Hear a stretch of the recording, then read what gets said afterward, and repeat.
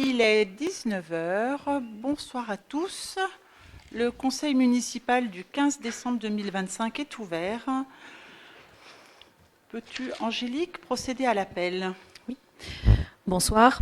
Anne Jouanjean, Présente. moi-même, Roland Januel, AUCITAG procuration à Ludovic Lafay, Christophe Pochon, Anouk Deschamps arrive, alors à quelques minutes de retard par rapport à son travail, Ludovic Lafay, Laure Chazelle, Pierre-Jean Rochette, procuration à Anne Jouanjean, Stéphane Pupier, procuration à Géraldine Chazelle, Robert Rogef, procuration à Christophe Pochon, Véronique Chapeau, Philippe Chaland, Monique Goutte, Aimé Pradel, procuration à Monique Goutte, Noélie Descombes, Christophe Combe, Clément Gaumont, Mathieu Madval, Valérie Charles, procuration à Mathieu Madval, Geoffrey Enjolras, procuration à Clément Gaumont, Claire Chenel, merci. Merci Angélique, nous avons le quorum, nous allons pouvoir continuer. Je nomme aujourd'hui Géraldine Chazelle comme secrétaire de séance. Y a-t-il des questions par rapport au dernier conseil sur le procès verbal? Avez-vous des questions? Pas de questions, donc on peut passer au vote. Qui est contre? Qui s'abstient? Unanimité sur ce point-là. Vous avez vu qu'on vous a envoyé le point 18 qui manquait au dernier conseil municipal. Il sera traité à la toute fin. Premier point, pour toi, Ludovic, je te laisse commencer. Convention OPA-RU. C'est bon, tout le monde est arrivé là?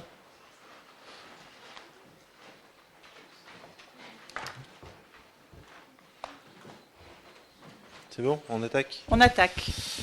Alors le premier point, c'est une délibération pour autoriser Madame le maire à signer la convention sur l'OPA-HRU avec Loire-Forêt Agglomération, l'ANA et l'État.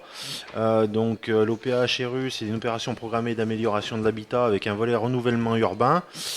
C'est signé dans le cadre du dispositif Petite Ville de demain, comme il y a une opération de revitalisation du territoire qui a été identifié sur les communes de Bouin, Saint-Bonnet-le-Château, Sur-Île-Comtal et Noiretable. Il y avait possibilité donc de lancer une OPA-HRU sur ces 4 communes.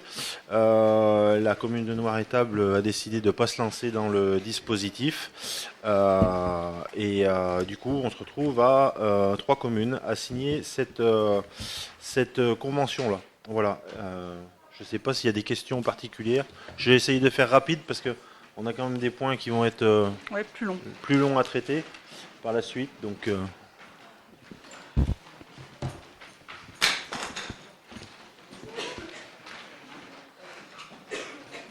c'est bon. Du coup, s'il n'y a pas de questions, on va pouvoir passer au vote.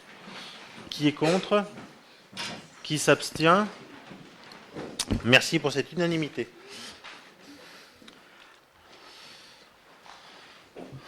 Point suivant, Ludovic, c'est encore pour toi. Oui. C'est un point toujours par rapport à l'OPA-RU. Voilà, ça concerne toujours l'OPA-HRU. Donc, sur la délibération précédente, on a autorisé Anne à signer la convention pour la co-maîtrise d'ouvrage de cette OPA-HRU. La semaine dernière a eu lieu une commission d'appel d'offres sur laquelle nous avions délibéré pour que je sois membre, concernant la désignation de la maîtrise d'œuvre de cette OPA-HRU, c'est-à-dire mettre en place les personnels qui seront chargés de faire tourner ce dispositif-là et recevoir et informer les administrés, les aider à monter leur dossier dans le cadre de l'amélioration de l'habitat. Ce marché comporte 2 volets, une part forfaitaire qui était estimée à 40 000 € et une part, alors le contraire de forfaitaire, j'ai perdu le nom, c'est pas grave, estimée à 55 000 €. Au résultat des courses, il y avait eu 2 entreprises qui ont répondu à cet appel d'offres. La Symétrie, originaire de Paris, qui ont un bureau à Clermont-Ferrand, et Solia Loire-Puy-de-Dôme, qui sont bien connus sur le secteur, puisque c'est eux qui gèrent le volet habitat indigne pour Loire-Forêt Agglomération. Et après analyse des offres, le mieux disant, qui est aussi le moins disant, s'avère être Solia Loire-Puy-de-Dôme, avec un montant forfaitaire à 35 725 € et un montant non forfaitaire à maximum 95 000 € par an, mais sur les projections, on serait plutôt aux alentours de 40 000. D'ailleurs, petite précision sur cette deuxième partie de marché, on grimpe à 40 000 parce que dans le cadre de l'OPA HRU, pour être le plus clair possible, on peut aller jusqu'à des phases coercitives envers les propriétaires qui seraient réfractaires sur certaines opérations, et c'est ça qui fait sensiblement grimper le coût de ce deuxième volet, puisqu'il faut avoir recours à des cabinets juridiques, à des avocats spécialisés pour aller le cas échéant, jusqu'à justifier des expros si jamais besoin s'en faisait sentir. Même si ce n'est pas du tout l'objectif de la commune, il semblait intéressant de prévoir ce dispositif-là pour avoir des marges de négociation, on va dire. Voilà. Est-ce que vous avez des questions par rapport aux explications que je viens de donner? Pas de questions? Pas de questions. Eh bien, qui est contre alors du coup? Qui s'abstient? Eh bien, merci pour cette unanimité. Arrêt du PLUI à 84 communes. Donc, comme je vous l'avais annoncé au dernier conseil municipal, on vous a envoyé un lien vers les pièces du PLUI à 84. J'espère que tout le monde a pu prendre le temps, au moins, si ce n'est de rentrer dans le détail, mais de prendre l'ampleur un petit peu du document et du projet. L'objectif de la réunion de ce soir, c'est d'arrêter le PLUI de Loire-Forêt, agglomération à 83 communes. Sachant que sur cet arrêt, on peut débattre pour accepter le document tel qu'il est, l'accepter avec des souhaits, l'accepter avec des réserves ou émettre un avis défavorable.